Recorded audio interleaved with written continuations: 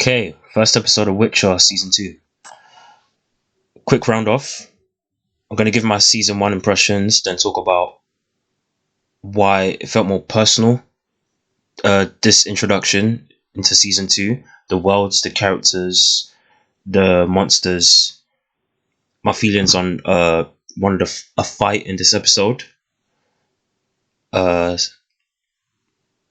and then flaws, season 2 expectations. So first, season 1 impressions. Do not like this show at all. I'm not being funny. I don't care about people who say, because this is what I kept hearing. Oh, you have to read the books. You have to do this and that.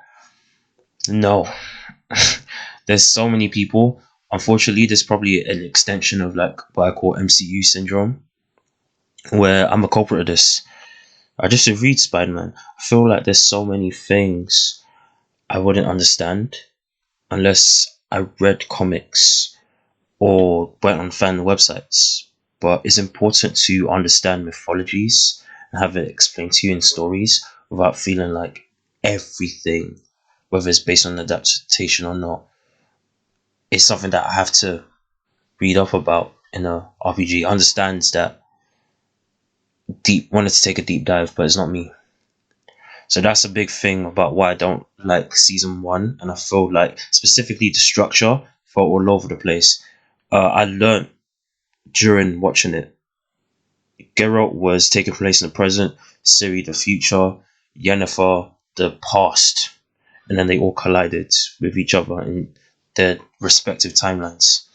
Still, no, it feels like too much work on my part as a newbie. I was about to say another word. It feels like too much work on my part to understand the world and relying on that world building that I don't understand. That's my impressions of season 1. Now, season 2. What did I say? One of my big things about this first episode. It felt really personal, or personable. The characters, there was a lot of focus on Ciri and Geralt's relationship. Obviously, they've done a lot of legwork. I'll find out more about the dynamic in future episodes, but it's clear that he has some sense of care for her. And it's not just a sense of that law of surprise callback to season 1, right? At least that's what I'm getting. Obviously, Geralt is a guy who keeps things close to his chest, but you can tell he feels a lot. That was one of my issues with him in season 1, that anytime a girl opens her legs for him, he loses the plot. But I mean, I get it. A lot of men are like that, but still, you know, there's I don't know the words. Whatever the opposite of suspension of disbelief is, where you just associate super of characters with abilities, magical superhero like, to have certain levels of mental discipline. But I guess I'm wrong. That's the vibe I got from season 1, Geralt. But here, obviously, there's something bigger. This is like a father-daughter or older sibling relationship, and that felt right. And it also made, I don't know if it's because the actor who plays Ciri, I'm not sure of her name. I think it's Freya Allen. Because someone correct me if I'm wrong. The woman who plays Yennefer, her name is uh Anya. Uh, Maybe I'm confusing the two names. But the lady, the actor who plays Ciri, obviously is a bit older. She seems a lot more mature, a lot more quiet. It's almost like going through the woods with that elf boy or whoever he was, druid. Um, those that whatever happened to what happened to her grandma in season 1, going through the woods with that boy she was traveling with before she met Geralt, matured her a lot, and I'm glad for it, because of course she's still doing stuff that gets in the way, but it feels almost like to draw a comparison with people to Kate Bishop in the Hawkeye series currently on Disney Plus. Her and Clint Barton. I am one of those people who's team Kate Bishop, and team specifically like she's not a Mary Sue, but I keep hearing people say that. I think it's just the fact that people haven't really accepted that Hawkeye, among other characters in the MCU, is just one of those characters that people, I would argue, still don't really care about in spite of the series happening, but I've never really cared about. And it feels like wasted potential for people. So it makes them more eager to call. And obviously, let's be real, there's some not so latent sexism there. But I genuinely think Siri in this and Kate Bishop in Hawkeye are similar because they are characters who are flawed, and rightfully so, because they're children, more or less. Obviously, Kate Bishop isn't technically a child to your comparison, but it just makes me think of that. It makes that relationship with Geralt even stronger because he's still teaching her clearly. She still has a lot to learn clearly. Right? Another reason why it's more personable. You see Geralt's relationships. He meets her old friend in this first episode of season 2, and you can tell immediately. Unlike other episodes where he's crossed paths with different people, something just felt natural. Maybe it's the actor who plays. I think it is the actor. Yeah, it's the dude from Game of Thrones, the Wildling brother who was in love with sugar. Oh my god, what's her name? Oh, I forgot her name. Tall woman. Gwendolyn Christie. What's her name? Oh, sugar. Forgot her name. So many L's right now. No worries, I'll think of it later. It's the Wildling dude, Ginger brother. I like him a lot. He shaved his beard, so I didn't recognize him at first, and I just went, "Oh shoot, it is that dude." I was thinking, who does he remind you of? But he was a great actor, and obviously he had a great dynamic with Henry Cavill, who also is a great actor in this role.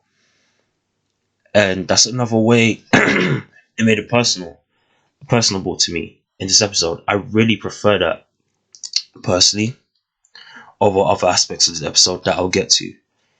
I mentioned something else. Another big thing I liked about this episode, the fights, and the monsters. Actually, this connects to my first point. This show started to make so much more sense to me in this one episode than almost every episode of season 1, because I finally understood what this world is trying to tell me through the stories. In season 1, I remember season 1, episode 2, where Geralt first meets that guy who has the famous toss a coin to your witcher song. That's become like a meme of the show. And he meets I don't know if it's a satyr, is it like a goat human hybrid. And the vibe I got from that and most of the show, whenever he would encounter monsters or people who were cursed, was that, it's an X-Men vibe. But me, I don't want that. I want 2004 Van Helsing, Underworld, Buffy, the Vampire Slayer, like hunt witches, monsters, demons, Devil May Cry, kill them. That's what I want. Miss me with the, monsters are people too. But I didn't understand, you see. And this episode, to me personally, taught me how much everyone in this world,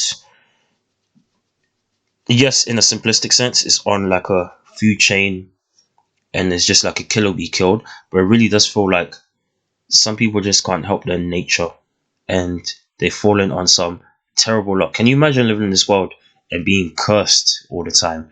This is why I like Greek mythology, because I think about Greek mythology and almost all of the major Greek gods, even minor ones, have examples of being tricksters and cursing people into monsters. You know the story of Medusa, for people who don't know. The story of Medusa there's various altered different versions, but she was meant to be, I believe, like a priestess associated with Athena, the goddess of wisdom and war. Long story short, Poseidon, the god of the sea, because he found her so beautiful, was pursuing her. She wasn't about that life, but like every Weinstein Donny back then, he eventually pursued her to the point of raping her. even though she like tried to get away from him. Obviously, he's Poseidon. You're not gonna get away from him if you're a mere mortal.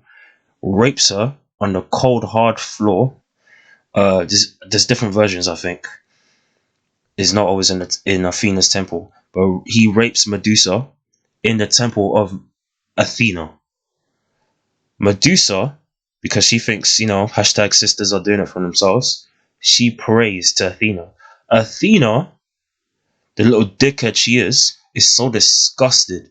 Like, why are you praying to me? Well, this guy is daggering you without your consent. Curses her, turns her into Medusa.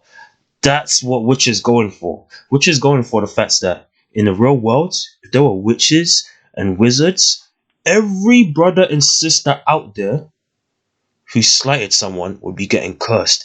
I find you in bed with my girl, my guy, pig. Look at your face. Looking like a boar. Slap you. That's what this world is trying to go for. That sometimes people are just, obviously they probably do like things to end up in that situation. It's probably a mixed bag. Some people turn into monsters and they can't help being who they are. And I loved that in this episode they showed it in two ways. With someone connected directly to Geralt and then someone else. But I won't get into that. And I liked the fights in this episode. There's a big fight in the first episode of season 1. Oh, great. Episode 3 in season 1 is an episode that I love. And it's because Geralt, first off, the structure of the episode, Geralt was summoned there by a witch. It was almost like a detective mystery, and then the end was a monster fight. But also developed during that detective mystery when Geralt is in this random kingdom doing a job, that this princess, I guess it's not a spoiler, this princess who's been cursed, this season 1 episode 3, there's like a long story to it, illegitimate whomever's dads, uncles, brothers, fathers, and locked in this tower because she transforms on some Fiona Shrek thing, but it's not Fiona. Shrek is worse. And then he fights her, and the fight is gruesome, and it's the first time like something felt truly scary for me in The Witcher. It's what I wanted, like R-rated Van Helsing 2004. That's the vibe I got from this episode times 5, and I love that. Like, this scared me like reading Bram Stoker's Dracula. Actually, not as much. No, nowhere near as much. Bram Stoker is, bro, he was smoking something. But that was too scary. But yeah, I definitely got similar vibes from certain parts of that book, reading that book, Dracula book, and watching this episode. Because you could tell yeah, spoilers, I don't care. The monsters in this episode couldn't help what they were. But there's an argument that they could at the same time. I guess it's up to you to decide. Now, here's my one flaw. Big flaw. I just don't care about this bigger background. Oh, there's a war on the continent. Kingdoms mixed with wizards and witches fighting each other. It just seems so dry to me. This is like dry, like Rice Krispies with no milk. Game of Thrones, skimmed milk Game of Thrones BS. Actually, no, even season 8 Game of Thrones was lacking. Season 7 had a lot of plot armor. Never mind. Okay, yeah. This is like, no, this is dryness. It's dry. I don't feel some type of way about the bigger world. And understand they're trying to invest us because there's a certain character that's involved with. Actually, you know what? Spoilers. Yeah, I can mention is Yennefer, obviously. If people don't know, is connected with this armies slash witches and wizards army. I don't care. Make it more personable. Make the stories about specifically Geralt and Ciri's adventures, trying to find other witches to help with her powers. Him like going across the lands doing jobs, encountering monsters, encountering allies, whether they're monsters or not. Do that kind of stuff. and that's my expectations essentially for season 2. For it's not even my expectations, it's what I want. That's the expectation. That's what I want for season 2 personally. I don't want this bigger background stuff because it reminds me of the stuff that put me off season 1, and that might be the biggest flaw of the show. Also, personally, if you're a noob and you're just going into this is another thing, just like the MCU, where you need so much information. The MCU at this point, I've kind of resigned in my mind as like a far more intellectual version of the Fast and Furious franchise, where there's so much contradiction in their world building. The only way I can keep up is by constantly watching Easter egg videos, which doesn't actually make me happy, but I've become so bitter about it that's come back around, and I'm like, okay, it is what it is, you know. But The Witcher, I don't want it to be that way. I don't want it to be other franchises who I can see that potential, but maybe it's just me. Maybe it's just that it's not my target audience. I will see when I review the full season of the show, because I am going to watch the rest of the season, and you'll probably see it in the next 2 weeks. So tell me your thoughts on this first episode. Tell me your thoughts on season 1. On season 2, if you've seen it, without spoiling it, in the comments down below. Like, comment, subscribe. Other than that, guys, signing off. Salute.